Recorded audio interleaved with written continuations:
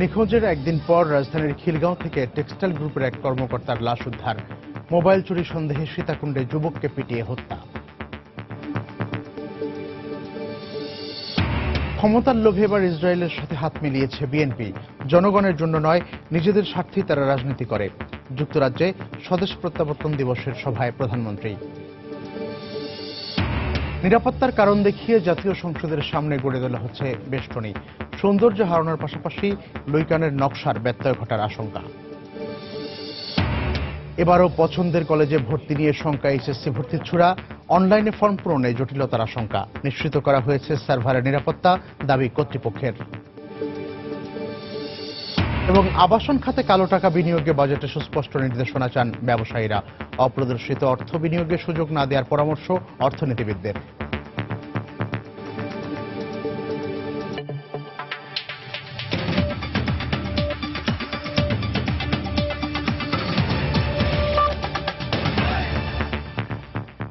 সময় সংবাদের সঙ্গে আছি আমি মিজানুর রহমান খবির। নিখোঁজের একদিন পর রাজধানীর খিলগাঁও থেকে টেক্সটাইল গ্রুপের অতিরিক্ত মহাব্যবস্থাপক মিজানুর রহমানের লাশ উদ্ধার করেছে পুলিশ। পরে ময়নাতদন্তের জন্য তার মরদেহ ঢাকা মেডিকেল কলেজ হাসপাতালের মর্গে নেওয়া হয়।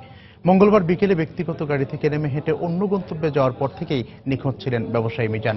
পরে খিলগাঁও থানায় সাধারণ ডায়েরি করেন তার স্বজনরা। এরপরই সকালে খিলগাঁওয়ের মস্তমাঝি এলাকা থেকে তার লাশ উদ্ধার করে পুলিশ। কী কারণে নিখোঁজ ছিলেন বা মৃত্যুর কারণ কি হতে পারে তা খতিয়ে দেখছে বলে পুলিশ দাবি করছে। তার সাথে কারো দ্বন্দ্ব বা কোনো শত্রু ছিল না বলে জানিয়েছেন পরিবারের সদস্যরা।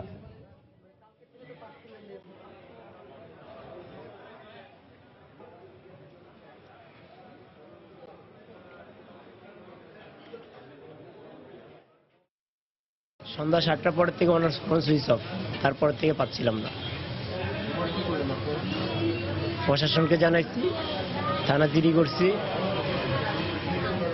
থানা জিডি করার পরে ওনার গাড়ি পাওয়া গেছে যে জায়গায়, ওই জায়গায় থানা জিডি করছি, ওই এলাকায় লাশ পাওয়া গেছে। চট্টগ্রামের সীতাকুণ্ডে মোবাইল চোর সন্দেহে এক যুবককে পিটিয়ে হত্যার অভিযোগ উঠেছে। গতরাতে উপজেলার চৌধুরীঘাটা এলাকায় এই ঘটনা ঘটে। জিজ্ঞাসাবাদের জন্য 5 জনকে আটক করেছে পুলিশ। স্বজনদের অভিযোগ, গতকাল রাতে বগুলা বাজার এলাকার নিজ বাড়ি থেকে আব্দুল মালেককে ডেকে নিয়ে যায় চৌধুরীঘাটা এলাকার আজম ও তার সহযোগীরা। মোবাইল চুরির অভিযোগ তুলে স্থানীয় একটি বাড়িতে তার পায়ে শিকল দিয়ে বেঁধে রাখে তারা। পরে রাতভর চালানো নির্যাতনে মালেকের মৃত্যু হয়। খবর পেয়ে আজ সকালে তার লাশ উদ্ধার করে ময়নাতদন্তের জন্য চট্টগ্রাম মেডিকেলে পাঠায় পুলিশ। স্বজনদের দাবি, ষড়যন্ত্রমূলকভাবে মালেককে নির্যাতন চালিয়ে হত্যা করা হয়েছে। এদিকে ঘটনার পর থেকে অভিযুক্ত আজম পলাতক রয়েছে।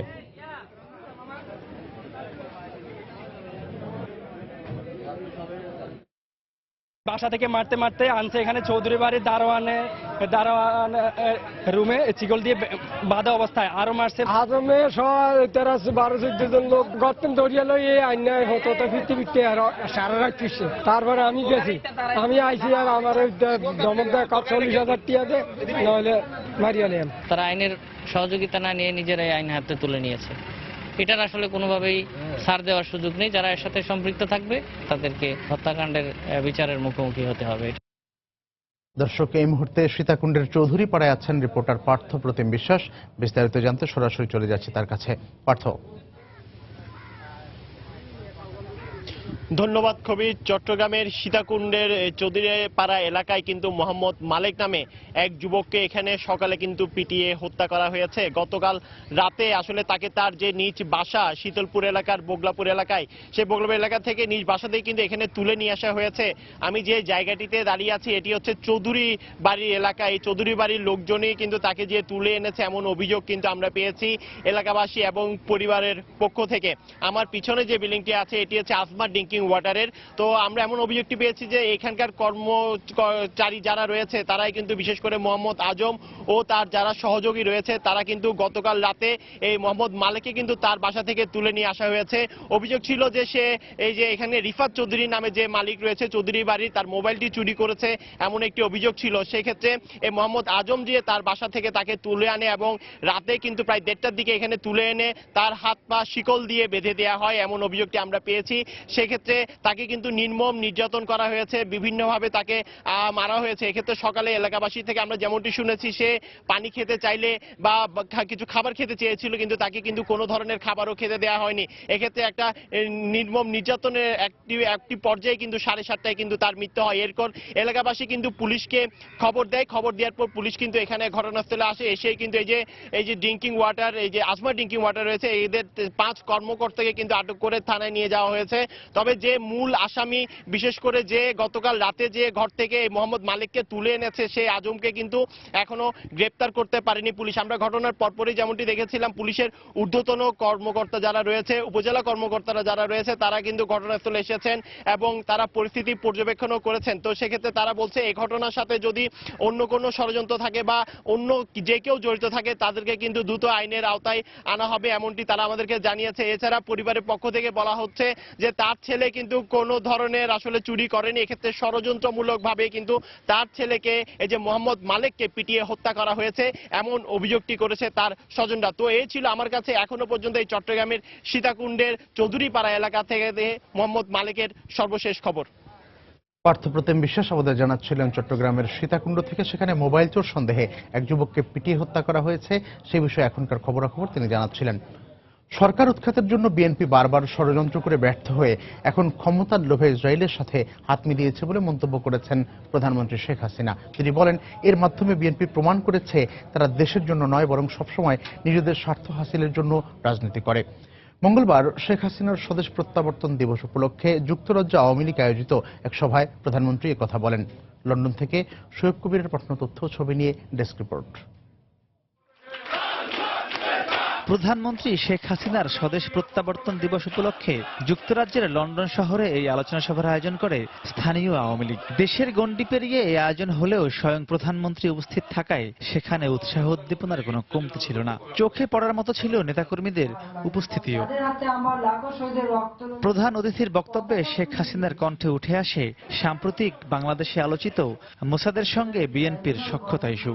তিনি বলেন, বিএনপি ইসলাম ধর্ম ব্যবহার করে রাজনীতি করলেও শুধুমাত্র ক্ষমতার জন্য তারা ইসরায়েলের মতো দেশের সাথে হাত মেলাতেও দ্বিধাবোধ করেনি।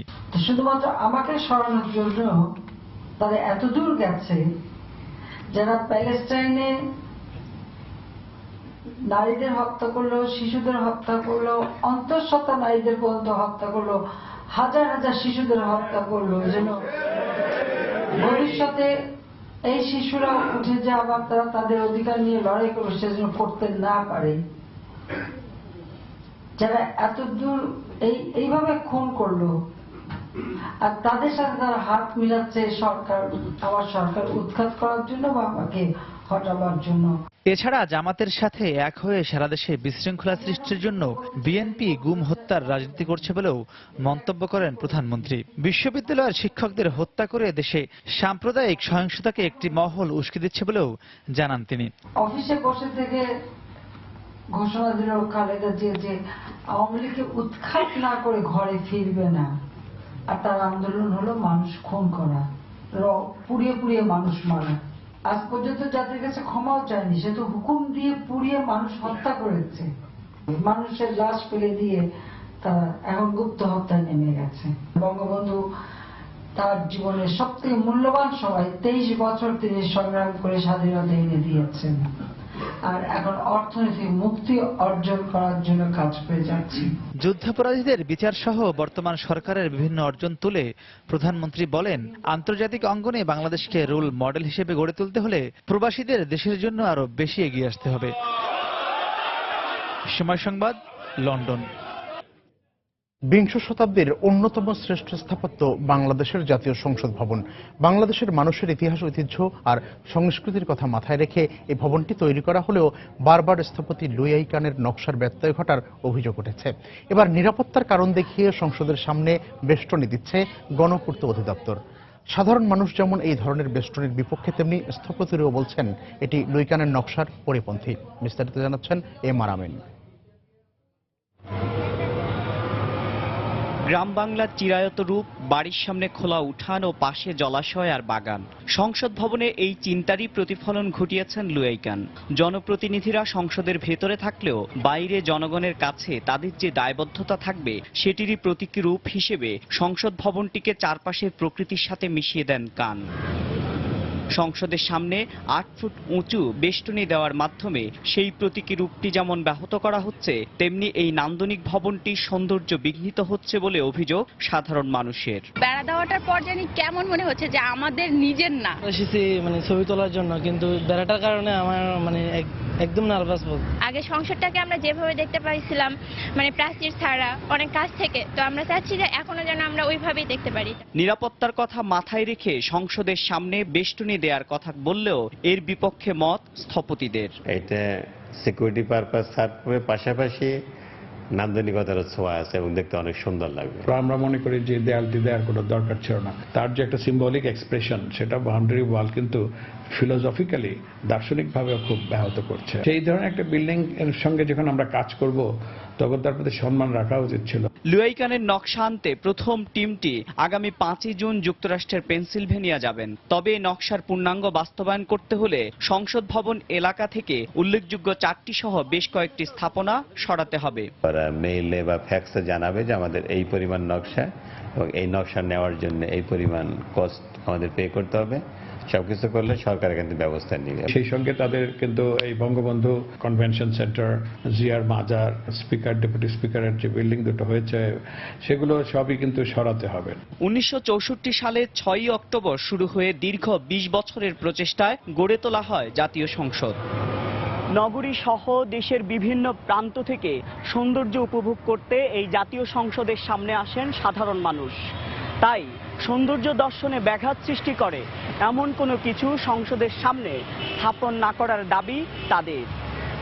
এমআর আমিন, সময় সংবাদ, ঢাকা। এবারও পছন্দের কলেজে ভর্তি নিয়ে শঙ্কায় রয়েছেন এইচএসসি ভর্তিচ্ছু শিক্ষার্থীরা।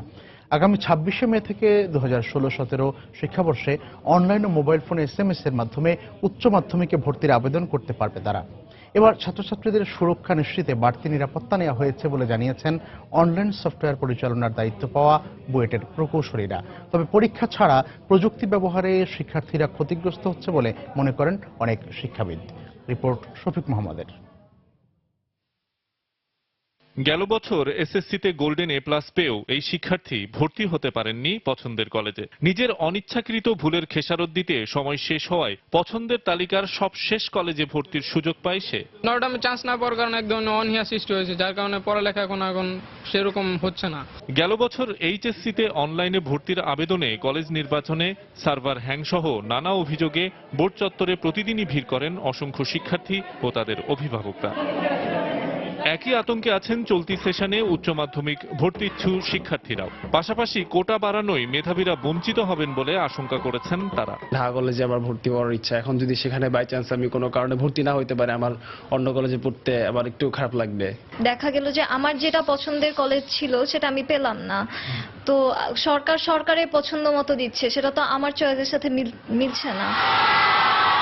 তবে বুয়েট বলছে অভিজ্ঞতাকে কাজে লাগিয়ে অধিক সুরক্ষার ব্যবস্থা করা হয়েছে এবার। অনেকগুলো স্কুলের কলেজের নামের ভেতরে আইডিয়াল শব্দটা আছে, কোন আইডিয়ালটা সে সিলেক্ট করতে চাচ্ছে এই ব্যাপারটা আমি শিক্ষার্থীদেরকে খুব সাবধান থাকতে বলবো।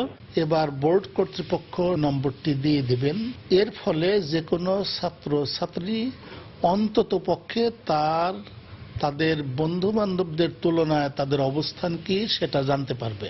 অন্যদিকে নতুন প্রযুক্তি ব্যবহারে পেশাগত দক্ষতা আছে এমন সফটওয়্যার কোম্পানি নিয়োগের পরামর্শ দিয়েছেন এই শিক্ষাবিদ। কোন রকমের কোনো এক্সপেরিমেন্টেশন ছাড়া সরাসরি আপনি হাজার হাজার স্টুডেন্টদের মাঝখানে এরভাবে যদি টেকনোলজিকে ছড়িয়ে দেওয়ার চেষ্টা করেন, এতে যেটা হবে যে স্টুডেন্টরাও কিন্তু একটা বিরূপ মনোবৃত্তি তাদের ভিতরে চলে আসতে পারে। যে কলেজগুলো চয়েস লিস্টে দিয়েছিল সেগুলো খুঁজে পাওয়া যায় না পরে। রাজধানী ঢাকা সহ প্রতিটি জেলাতে ভালোর তকমা পাওয়া কলেজের সংখ্যা আছে হাতে গোনা। আর স্কুল জীবনের শুরু থেকেই এসব ভালো কলেজে ভর্তি হওয়ার স্বপ্নে বিভোর থাকে প্রতিটি মেধাবী শিক্ষার্থী। কিন্তু যে প্রযুক্তি সুযোগ সৃষ্টির বদলে বঞ্চিত করে, তেমন প্রযুক্তি ব্যবহার না করাই উত্তম বলে মনে করেন শিক্ষাবিদ, অভিভাবক এবং শিক্ষার্থীরা। শফিক মোহাম্মদ, সময় সংবাদ, ঢাকা। সময় সংবাদে আরো থাকছে। প্রচণ্ড গরমে তীব্র পানি সংকটে বিপর্যস্ত চট্টগ্রাম নগরবাসী। বস্তি এলাকায় অবস্থা আরও সংকটাপন্ন, শিগগিরই সমস্যা সমাধানের আশ্বাস ওয়াসার। ইউনিয়ন পরিষদ নির্বাচনে দলে যারা মনোনয়ন বাণিজ্যে জড়িত আওয়ামী লীগের নতুন কমিটিতে তাদের স্থান দেওয়া হবে না বলে জানিয়েছেন সড়ক পরিবহন ও সেতুমন্ত্রী ওবায়দুল কাদের। সকালে ফেনীর ঢাকা চট্টগ্রাম মহাসড়কের মুহুরী সেতু উদ্বোধন শেষে সাংবাদিকদের প্রশ্নের জবাবে তিনি একথা বলেন। দলের ভাবমূর্তি পূর্ণ করেছে এমন ধরনের লোকজন আওয়ামী লীগের সম্মেলনে পুরস্কৃত হবে না, বরং অপকর্মের সাথে জড়িত কেউই আওয়ামী লীগের নতুন কমিটিতে স্থান পাবে না। রাজধানীর এলিফ্যান্ট রোডে প্রাইম ব্যাংকের বুথ থেকে সন্দেহজনকভাবে টাকা তোলার সময় এক চীনা নাগরিককে আটক করেছে ভূতের নিরাপত্তা কর্মীরা। এই মুহূর্তে আমরা সরাসরি সেখানে চলে যাচ্ছি। ওই কার্ডটি আমরা খুঁজে পাইনি, আমরা ওখানে খোঁজাখুঁজির চেষ্টা করছি। এক্সপার্টিস্টরা এসে বলেছেন দুটোই ফেক কার্ড এবং তারা বিভিন্ন জায়গা থেকে এই প্রাইম ব্যাংকের বুথ থেকে আর কোথায় কোথায় ট্রানজ্যাকশন হয়েছে এবং এই সমস্ত পেপারস চলে আসছে। সো আমরা বুঝতে পারি যে মোটামুটি সে এবং সে এটার সাথে জড়িত এবং এই ফেক কার্ড দিয়ে সে টাকা উঠানোর ব্যাপারে সে বেশ এক্সপার্ট অন দিস। ওনার সাথে আর কেউ ছিল না, ওনার সাথে আর কেউ ছিল না। আচ্ছা ভাই, আমরা আরেকটু আবার জানতে চাই, আমরা প্রথম থেকে মিস করেছিলাম, সেটি হচ্ছে যে কয়টি কার্ড তার কাছ থেকে আপনারা উদ্ধার করেছেন এবং সেগুলো কোন ব্যাংকের কিনা বা কার্ডগুলোকে একটু যদি বিস্তারিত করেন আরেকবার। রাত 2। আচ্ছা, আমরা তার কাছ থেকে বেসিক্যালি দুটো কার্ড উদ্ধার করেছি, আর একটি কার্ড দিয়ে সে যেটি দিয়ে 65,000 টাকা একই বুথ থেকে, আমি আবারও বলছি, একই বুথ থেকে সে 11 বার পাঞ্চ করেছে একই বুথে।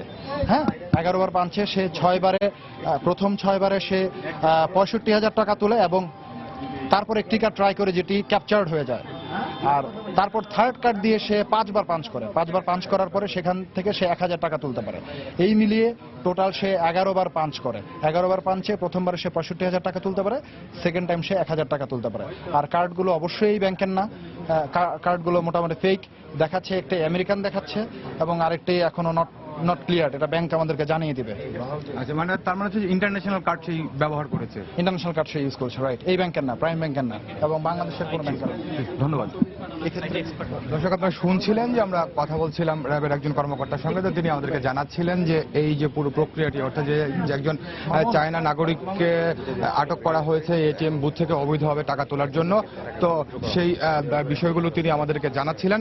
তো এছাড়াও এখানে যারা ব্যাংকের কর্মকর্তারা আছেন, আপনারা তারাও আমাদের সঙ্গে কথা বলবেন। তো প্রাথমিকভাবে আমরা যেটি জেনেছি যে চায়না নাগরিক যিনি এখানে এটিএম বুথ থেকে অবৈধভাবে টাকা তোলার চেষ্টা করেছেন, তো তার বিষয়ে তিনি আমাদেরকে যেটি জানিয়েছেন যে এটিএম বুথ থেকে সে টাকা তোলার সময় যখন তার টাকা তোলার প্রক্রিয়াটি অবৈধ মনে হচ্ছিল, তো তখনই হচ্ছে যে এই এটিএম বুথের যেই সিকিউরিটি গার্ড ছিলেন, নিরাপত্তা কর্মী, তিনি হচ্ছে তার সন্দেহ এবং তাকে চার্জ করেন এবং তার কাছ থেকে যে কার্ড দিয়ে তিনি টাকা তুলেছেন সেই কার্ডটি তার কাছে ফেরত চান। তো তখন এই চীনা নাগরিক তিনি কার্ডটি ফেরত দিতে চাননি। তো এক পর্যায়ে যারা ঊর্ধ্বতন কর্মকর্তারা আছেন ব্যাংকের, তাদেরকে খবর দিলে পরবর্তীতে তাকে আটক করা হয় এবং তার কাছ থেকে সেই 2টি কার্ড উদ্ধার করা হয়। তো যে 2টি কার্ড দিয়ে এই চায়না নাগরিক টাকা তুলছিল এটিএম বুথ থেকে, ব্যাংক কর্মকর্তারা এবং র্যাব কর্মকর্তারা আমাদেরকে নিশ্চিত করেছেন সেটি প্রাইম ব্যাংকের কার্ড নয়, 2টি ইন্টারন্যাশনাল কার্ড।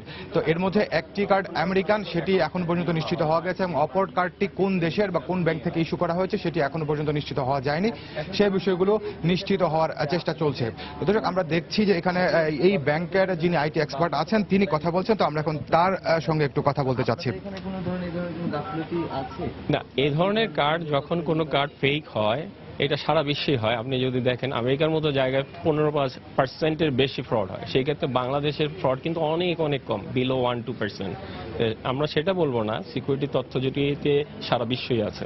তা আমরা যেটা বলতে চাচ্ছি, আমাদের অ্যাওয়ারনেস বাড়াতে হবে। আমাদের প্রত্যেকটা যেই এটিএম বুথ এবং ফেক কার্ডের যে ধরনের PCI DSS formalities, EMB card, এই জাতীয় জিনিসগুলোকে আমরা যদি আরো আপডেট করতে পারি তাহলে এই জিনিসগুলো কমবে। But fraud is happening anywhere. এটা দেখে কি বোঝা যাচ্ছে যে স্পষ্টত সে কার্ডটা ক্লোন কার্ড ব্যবহার করেছে?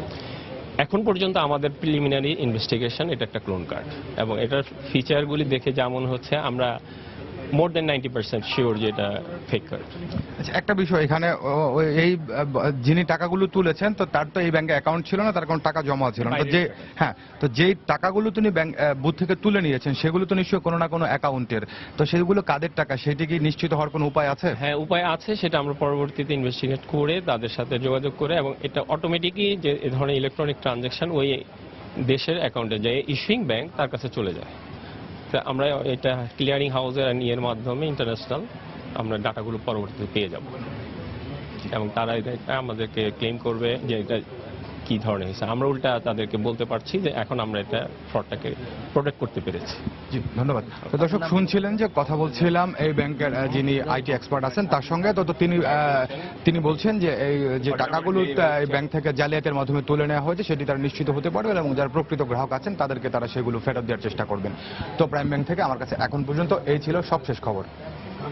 রাজধানীর এলিফ্যান্ট রোডে প্রাইম ব্যাংকের একটি এটিএম বুথ থেকে টাকা উত্তোলনের সময় এক চীনা নাগরিককে আটক করা হয়েছে। সে বিষয়ে প্রথমে র্যাব কর্মকর্তা ব্রিফ করছিলেন, এরপরে ব্যাংকের একজন কর্মকর্তা এই বিষয়ে জানাচ্ছিলেন, এবং এই সহকর্মী খান মোহাম্মদ রুমিলের মাধ্যমে আমরা জানছিলাম এই ঘটনার বিস্তারিত। চিকিৎসককে লাঞ্ছিত করার প্রতিবাদে বরিশাল শেরেবাংলা মেডিকেল কলেজ হাসপাতালে চলছে ইন্টার্ন চিকিৎসকদের অনির্দিষ্টকালের কর্মবিরতি। গতরাত থেকে জরুরি বিভাগ বন্ধ রেখে কর্মবিরতি শুরু করেন চিকিৎসকরা। তবে সকালে জরুরি বিভাগ খুলে দেওয়া হলেও চিকিৎসকরা না থাকায় ভোগান্তিতে পড়েন রোগী ও তাদের স্বজনরা। এদিকে চিকিৎসক লাঞ্ছনার ঘটনায় জড়িত পুলিশ সদস্যকে চাকরিচ্যুত করার দাবি আদায় না হওয়া পর্যন্ত এই কর্মবিরতি পালনের কথা জানিয়েছেন আন্দোলনরতরা। মঙ্গলবার রাতে সার্জারি বিভাগের সহকারী রেজিস্ট্রার ডাক্তার শাহ আলমকে লাঞ্ছিত করে পুলিশের এক সদস্য। এর প্রতিবাদে অনির্দিষ্টকালের ধর্মঘটের ডাক দেয় ইন্টার্ন ডক্টর অ্যাসোসিয়েশন। আমি অ্যাক্সিডেন্ট করছি আর কি, মোটরসাইকেল তো মাথা কেটে গেছে, কিন্তু আমি কোনো এখন তো ওষুধের যে কি খাবো এটা কোনো লিস্ট কোনো ডাক্তার দেয়নি, এবং নার্সদের কাছে বলছে, নার্সরা বলছে কোনো ডাক্তার ছাড়া দেওয়া যাবে না। এখন পর্যন্ত কোনো চিকিৎসক আসে নাই, ওই নার্স আপারা আর কি আসছে, মাঝে মাঝে ওই স্যালাইন দিয়ে যাইতেছে আর একটু দেখে যাইতেছে। অপারেশনের অপেক্ষা করতেছি, কিন্তু এখন যদি ডাক্তাররা এখানে যদি বিশেষ করিয়া একটা মুহূর্তের জন্য তারা অ্যাবসেন্ট থাকে তাহলে আমাদের জন্য অত্যন্ত কষ্টের, যেটা জীবন মরণের একটা খেলা হয়ে দাঁড়াবে।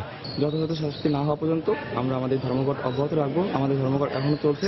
আমরা আশা করি খুব দ্রুত আমাদের যে দাবি অভিযুক্ত পুলিশ তার যথাযথ শাস্তি পাবে, এবং তারপরেই শুধুমাত্র আমরা আমাদের কর্মক্ষেত্রে ফিরে যাব। এই মুহূর্তে বরিশাল শেরেবাংলা মেডিকেল কলেজ হাসপাতালে আছেন সহকর্মী ফিরদাউস সোহাগ। বিস্তারিত জানতে সরাসরি তার কাছে চলে যাচ্ছি। সোহাগ, ধন্যবাদ কবির আপনাকে।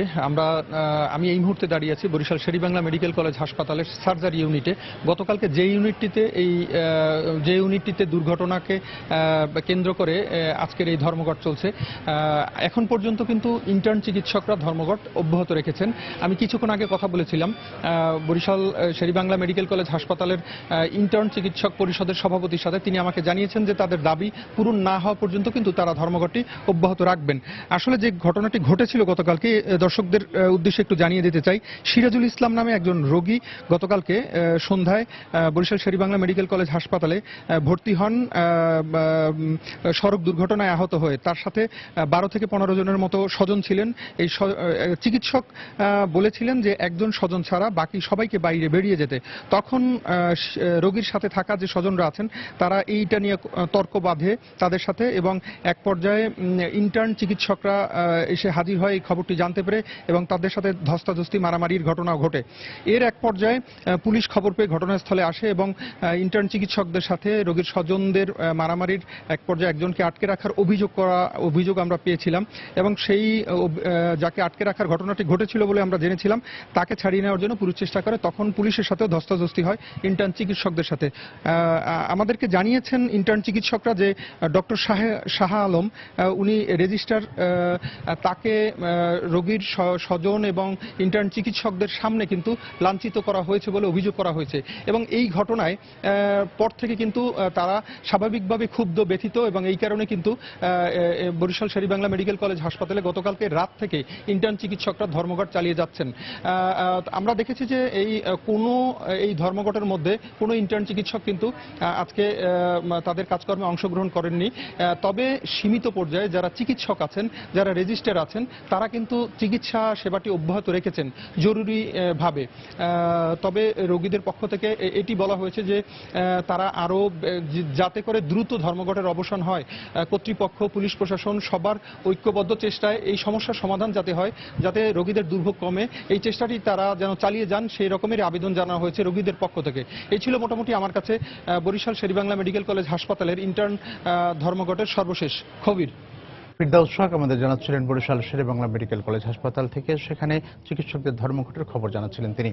সময় সংবাদে আরো থাকছে। পায়রা ও পাণ্ডব নদীর ভাঙনে হুমকিতে পটুয়াখালীর লেবুখালী ফেরিঘাট, নদীগর্ভে বিলীন হয়ে গেছে কয়েক হাজার ঘরবাড়ি। প্রকল্প অনুমোদনের অপেক্ষায় পানি উন্নয়ন বোর্ড। এই মুহূর্তে সচিবালয়ে সাংবাদিকদের ব্রিফ করছেন শিক্ষামন্ত্রী নুরুল ইসলাম নাহিদ। আমরা সরাসরি সেখানে চলে যাচ্ছি। দিন হিসাবে আমরা শিক্ষা পরিবার আমরা গণ্য করব। তো এখানে আমরা এই সিদ্ধান্তটাই শুধু নিলাম যে আমাদের অষ্টম শ্রেণী পর্যন্ত সকল ধরনের শিক্ষা প্রাথমিক ও গণশিক্ষা মন্ত্রণালয়ের আওতায় চলে যাবে। এখন এরপরে একটু ফর্মালিটির যে ব্যাপার আছে, আমি এখানে উল্লেখ করে আপনার সামনে আমরা আলোচনা করছি যে এটা একটা সামারি পাঠিয়ে প্রধানমন্ত্রীরা অনুশাসন নিয়ে আসতে হয় এবং সেখানে যদি প্রয়োজন হয় ক্যাবিনেটে এটা অনুমোদন করতে হতে পারে, সেটা হলো ফর্মালিটিস। কিন্তু আমরা সিদ্ধান্ত নেওয়ার শিক্ষানীতির আলোকেই আমরা ক্ষমতাবান। আমরা মানে এই দুই মন্ত্রণালয় মিলে বা আমরা যেটা সিদ্ধান্ত নিচ্ছি এটা ঠিকই দিচ্ছি, আমরা এটা কোনো দ্বিমত করবে না, কিন্তু নিয়মগুলো আমাদেরকে ফুলফিল করতে হবে। আর আপনারা যে প্রশ্নগুলো বলেছেন যে 5 পরীক্ষা থাকবে কিনা, 8 থাকবে কিনা, কিংবা এই যে 1 থেকে 8 পর্যন্ত আছে তার কি হবে, বা নাই তার কি হবে, এইসব বিষয়গুলোই এখন সিদ্ধান্ত নিবে প্রাথমিক গণশিক্ষা মন্ত্রণালয়। সিদ্ধান্ত নিতে গিয়ে তখন আমি বলেছি যে সরকারের সকল প্রতিষ্ঠানই এই সিদ্ধান্তগুলো বাস্তবায়ন করতে বাধ্য এবং এখানে শিক্ষা মন্ত্রণালয় আমরা সকল দিক থেকেই আমরা সাথে জড়িত। আমরা বলেছি যে সকল ধরনের সহযোগিতা আমরা দিতে প্রস্তুত, কিন্তু সিদ্ধান্তগুলো নিবে প্রাথমিক গণশিক্ষা মন্ত্রণালয়। আজকেই সিদ্ধান্ত হচ্ছে না, যেমন আমরা দেখছেন যে কারিগরের প্রশ্ন, এটা ভেরি ইম্পর্টেন্ট, ওটা না হলে আপনি কি পরীক্ষা, তো সেটা আমরা বলছি আজকে না, কারিগরের জন্য আলাদা কমিটি হবে, তারা সিদ্ধান্ত নেবেন, তারা বসে ঠিক করবেন। পরীক্ষাটাও নেওয়া হবে কি হবে না, বা কখন নেওয়া হবে, কোনটা নেওয়া হবে, কিভাবে নেওয়া হবে, এইগুলো কিন্তু পরবর্তী সিদ্ধান্তের প্রশ্ন। আজকে কোনো সিদ্ধান্ত এই বিষয়গুলো এজেন্ডা ছিল না, আমরা পরবর্তী সিদ্ধান্ত নিব। আজকে শুধু সিদ্ধান্ত হলো এই ঐতিহাসিক সিদ্ধান্ত যে আমাদের দেশের শিক্ষানীতি অনুসারে আমরা অষ্টম শ্রেণী পর্যন্ত সকল প্রকার শিক্ষা প্রাথমিক গণশিক্ষা মন্ত্রণালয়ের আওতায় চলে গেল এবং তারা সেটা পরিকল্পনা করবেন পরীক্ষার ব্যাপারে, সিলেবাসের ব্যাপারে, শিক্ষকের ব্যাপারে, অবকাঠামোর ব্যাপারে। তবে দীর্ঘদিন ধরে এই প্রক্রিয়াগুলো কার্যকরী করে আমাদের আগাইতে হবে, বিষয়টা জটিল এবং বেশ বড় চ্যালেঞ্জ আমাদের সামনে। তবে আমরা খুবই আস্থাবান যে এই কাজটা আমরা করতে পারবো। ধন্যবাদ আপনাদের। শিক্ষামন্ত্রী নুরুল ইসলাম নাহিদ সচিবালয়ে সাংবাদিকদের ব্রিফ করছিলেন। আমরা এতক্ষণ সরাসরি সেখানে ছিলাম। আবাসন খাতে কালো টাকা বিনিয়োগে আসছে বাজেটে সুস্পষ্ট নির্দেশনা চান ব্যবসায়ীরা। তাদের দাবি, চলতি অর্থবছরের বাজেটে ফ্ল্যাট ক্রয়ে কালো টাকা বিনিয়োগের সুযোগ থাকলেও জাতীয় রাজস্ব বোর্ডের হয়রানির কারণে সে সুবিধা তারা পাননি। তবে অপ্রদর্শিত অর্থ বিনিয়োগে ব্যবসায়ীদের আর কোনো সুযোগ দেওয়ার পক্ষে নন অর্থনীতিবিদরা। এক্ষেত্রে ব্যাংক ঋণ তহবিল বাড়াতে থোক বরাদ্দ দেওয়ার পরামর্শ তাদের। রিপোর্ট জুবায়ের ফয়সালের। দেশের আবাসন খাতে ফ্ল্যাট ও প্লট নিবন্ধনে একজন গ্রাহককে বর্তমানে গুনতে হচ্ছে মোট খরচের 14% কর, যার মধ্যে রয়েছে 4% গেইন ট্যাক্স, 3% স্ট্যাম্প ফি, 2% নিবন্ধন ফি, স্থানীয় সরকার কর ও মূল্য সংযোজন কর। স্বাভাবিকভাবেই বাড়তি করের বোঝা নেতিবাচক প্রভাব ফেলছে আবাসন শিল্পে, ফলে প্রতিদিনই বাড়ছে অবিকৃত ফ্ল্যাটের সংখ্যা। অবস্থা পরিবর্তনে 2012-13 অর্থবছর থেকে 10% জরিমানার বিনিময়ে আবাসন খাতে অপ্রদর্শিত অর্থ বিনিয়োগের সুযোগ দেয় সরকার। পরবর্তী 3টি বাজেটেও বহাল রাখা হয়েছিল এ অধ্যাদেশ, তবে এর সুবিধা পেতে বেগ পেতে হচ্ছে বলেই দাবি ব্যবসায়ীদের। একদিকে ব্ল্যাক মানি ইনভেস্ট করার জন্য সুযোগ দিয়েছে, অন্যদিকে এনবিআর থেকে আমাদেরকে চিঠি দেওয়া হয়েছে আপনাদের এখানে কারা কারা বিনিয়োগ করেছে তাদের লিস্ট দেন। এই দ্বিমুখী নীতি মানার কারণে যাদের কাছে ব্ল্যাক মানি বা অপ্রদর্শিত অর্থ রয়েছে এই বিনিয়োগটা আমরা পাইনি। সেই জন্যই বলছি অপ্রদর্শিত টাকাটা অন্তত আরো 5 বছরের জন্য কোনো প্রশ্নহীনভাবে ব্যবহার করতে দেয়া।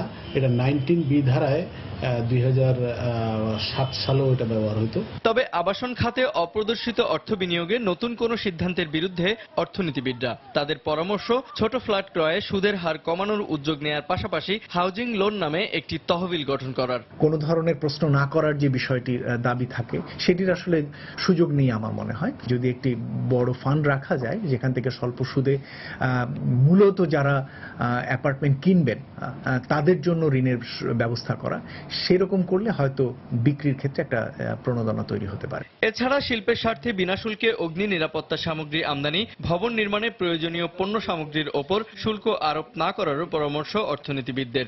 এটা এমন না যে সব কাজ। জুবাইর ফয়সাল, সময় সংবাদ, ঢাকা। প্রচণ্ড গরমের মধ্যে তীব্র পানি সংকটে বিপর্যস্ত চট্টগ্রাম নগরবাসী। অবস্থা সম্পন্নরা বোতলজাত পানি দিয়ে প্রয়োজনের কিছুটা মেটালেও বস্তি এলাকায় চরম দুর্ভোগ নেমে এসেছে। বিদ্যুৎ সংকটের পাশাপাশি স্তর নিচে নেমে যাওয়ায় গভীর নলকূপ থেকেও পাওয়া যাচ্ছে না প্রয়োজনীয় পানি।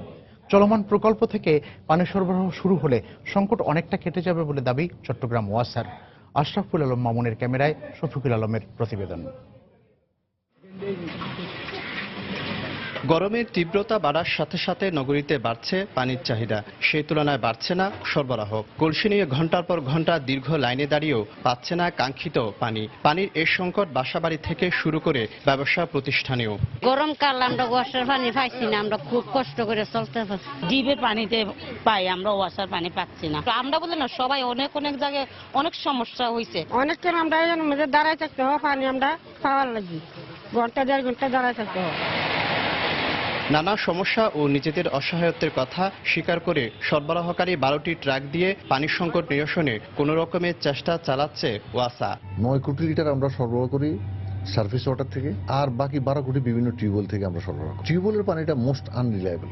তারপরে আবার গরমের সময় আসলে পরে ইলেকট্রিক্যাল ফেলিউরটা বেশি বেড়ে যায়। এই সমস্ত কারণে গরমের সময় আমাদের পানির প্রোডাকশন ক্যাপাসিটি কমে প্রায় 18 থেকে 19 কোটি লিটারে চলে আসে। তো আমরা এটাকে 20-এর উপর রাখার জন্য আপনার চেষ্টা করি। তবে এবছরের শেষের দিকে রাঙ্গুনিয়ার কর্ণফুলী পানি শোধনাগার প্রকল্প চালু হলে পানির সংকট অনেকটা কেটে যাবে বলে জানালেন ওয়াসার এই শীর্ষ কর্মকর্তা। যদি 14 সালে রাজনৈতিক গোলযোগটা না হতো এবং 15 সালে আবার 3 মাস আমরা বাধাগ্রস্ত না হইতাম, তাহলে এটা 15 সালের মধ্যে শেষ হয়ে যেত। এখন এটা শেষ পর্যায়ে আছে, এই বছরের মধ্যে এটা চালু হবে। তাইলে জনগণ 14 কোটি লিটার পানি অ্যাড হলে অন্ততপক্ষে আমরা আশা করি 70% পানির যে সমস্যা সেটা মিটে যাবে। নগরীর 55 লাখ মানুষের দৈনিক পানির চাহিদা 50 কোটি লিটার। অন্যান্য সময় ওয়াসা 21 কোটি লিটার পানির সরবরাহ করলেও এখন তা নেমে এসেছে 17 থেকে 18 কোটি লিটারে। শফিকুল আলম, সময় সংবাদ, চট্টগ্রাম। ভারতে তীব্র পানি সংকটে বিপর্যস্ত হয়ে পড়েছে জনজীবন।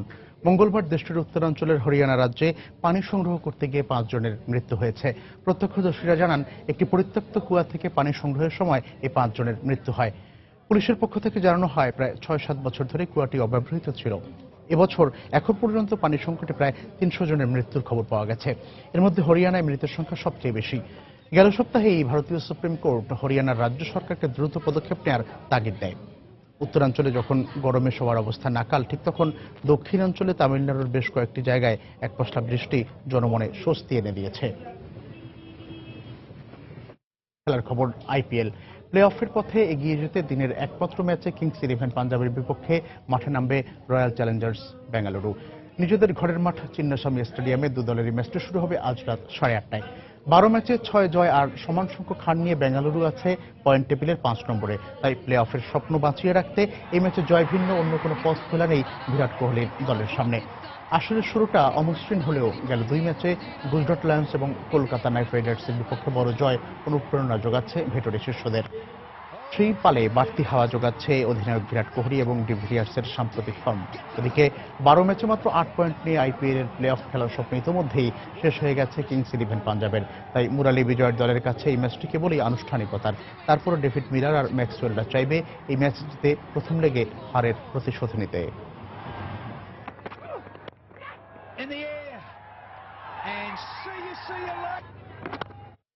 এ পর্যায়ে শীর্ষ সংবাদ জানিয়ে দিচ্ছি আরেকবার।